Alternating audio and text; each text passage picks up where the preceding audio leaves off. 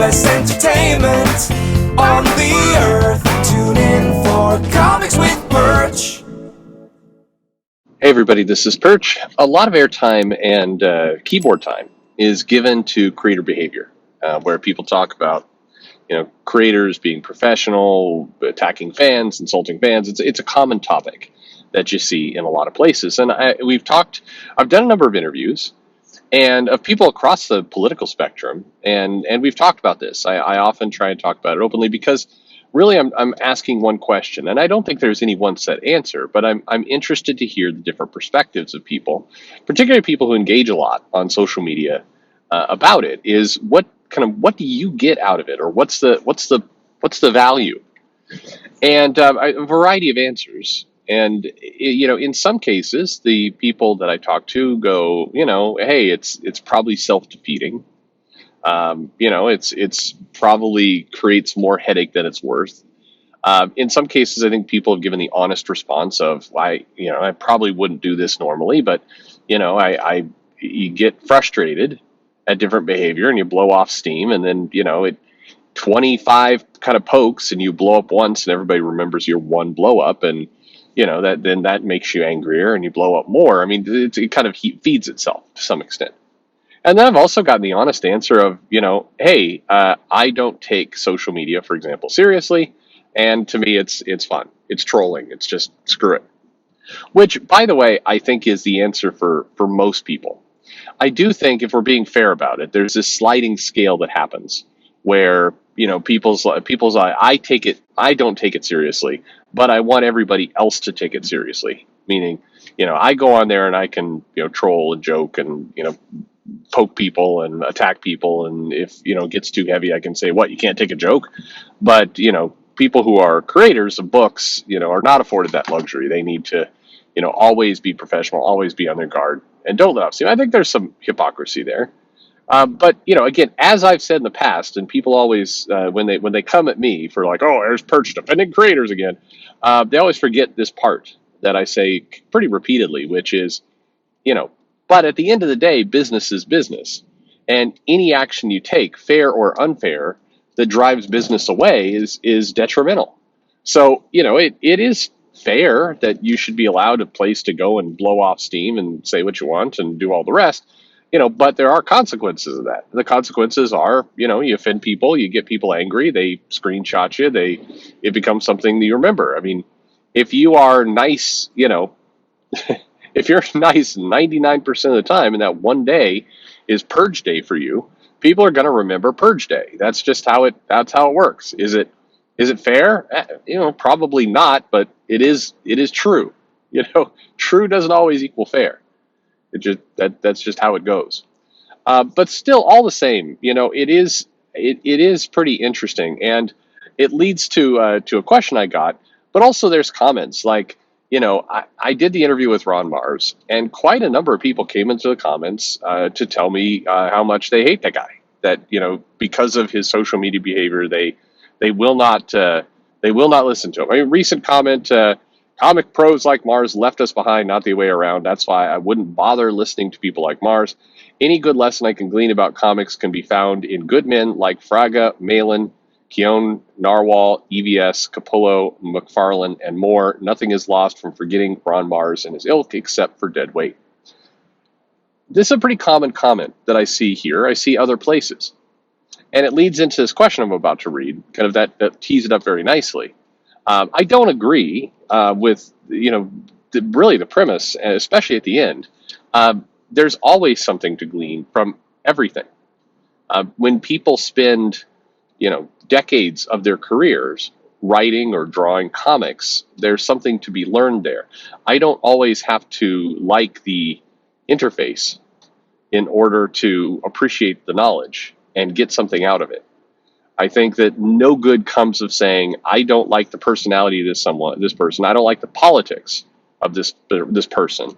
Therefore, I'm going to erect this bubble around my head and I'm not going to listen to it. I think that's a very foolish thing to do, whether you're a Democrat, Republican, conservative, liberal, socialist, communist, don't care about any of these things. I think it's a bad idea. But Here's a message. Here's a letter I wrote, or letter. I keep saying letter, but it doesn't sound right. Email also sounds geeky. So here's the thing that somebody sent my way. It says, "Hey Perch, I see all the time people talking about good creators and bad creators. But what's interesting is a good creator is often limited to the same group of people. One group will hold up people like Ron Mars, Heather Antos, Mags, Joe Glass, and others as a good group of people. Others will hold up Malin, Shane Davis, EVS, Fraga, and others as a good group of people. Both groups will say that their side is always polite and good to customers. I fell off my chair recently when I saw someone saying that Heather Antos never antagonizes or attacks her customers. But I believe the person believed that. And so I find it very strange. Is it purely that as long as you agree with the person, you don't see what they're doing as an attack? Who are the creators that truly have never attacked anyone?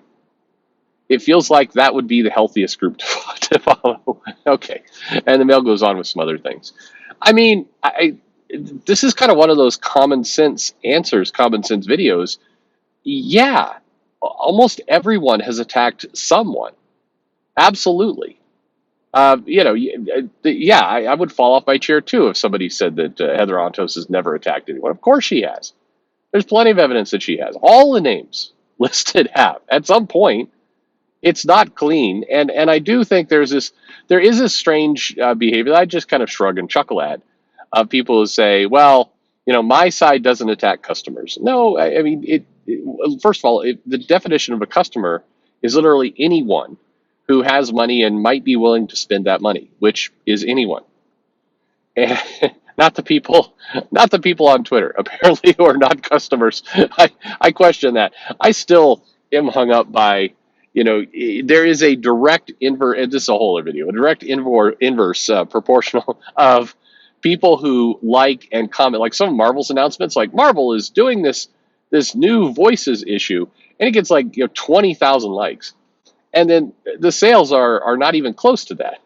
It just turns from likes to dollars. So I mean, anyway, Twitter is its own little crazy animal, and probably the less said about the better. But yeah, I mean, look, everybody is poked at somebody. Nobody is of all those people mentioned are clean in that regard. So ultimately, you're left with who are the people that you like, that fit what you want, and I guess you support them. I mean, that's it. If you want people who are truly, never seem to insult anyone or at least start any drama whatsoever. And by the way, please, if somebody's going to take this clip and throw it up on their stream to generate more views and poke at it, be honest. Come on. I mean, people, some of this stuff comes as like, I have never instigated drama. Oh, bullshit. Come on. I'm not even saying that's wrong. I'm just saying, be.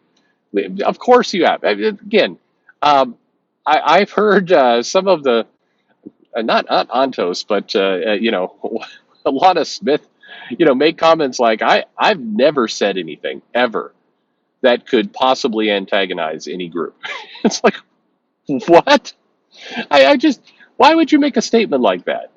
What's even the point? Like, no, I don't even know if anybody's asking somebody to meet that standard. It would be a good idea not to, but again, like, why are you even making claims? It's bizarre. It would be like, a marathon runner who's a legitimate athlete going, yeah, I regularly run the entire circumference of the earth once a week. Like, what a blatant, stupid lie that is so pointless to everything that you do. Anyway, regardless. I mean, I've mentioned some names before. There are certainly people out there who, that you can't find any hint of, kind of poking at people or attacking any one group. I mean, like Walt Simonson, as apolitical, non-emotional as it gets. His account is pictures he's done. Paul Smith is another one. Bob Layton is another one. Like these guys just crank out art and they put it on their social media feeds, and there you go.